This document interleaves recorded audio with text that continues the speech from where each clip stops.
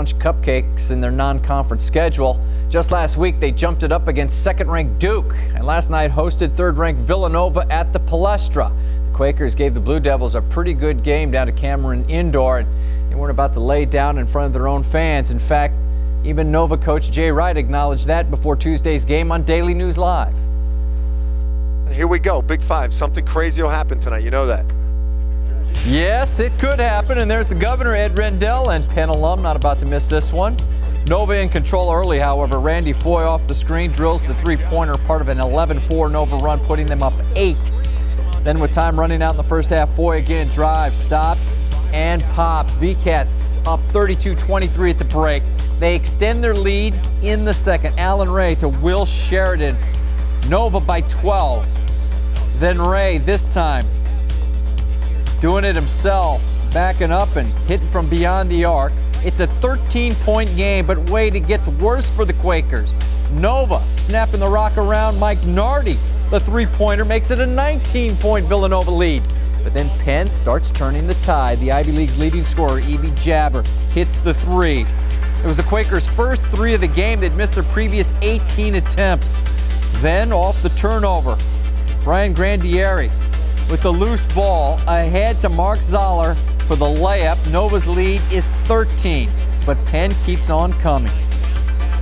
Jabber, the jumper. It's a 5-point game. Nova goes 10.5 minutes without a field goal. That's one of the crazy things that coach was talking about beforehand.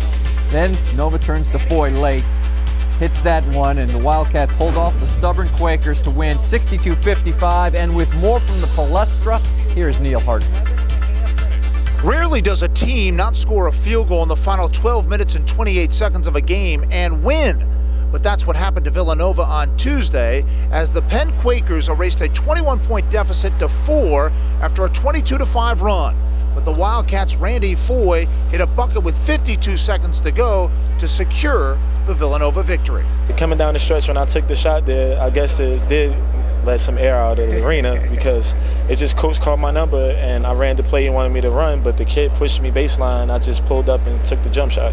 Big Five game, and nothing surprises me. It was incredible. But you know what? We come into these games, we know they're going to be brutal, they're going to be tough, and I give Penn a lot of credit. They play with great energy, great heart.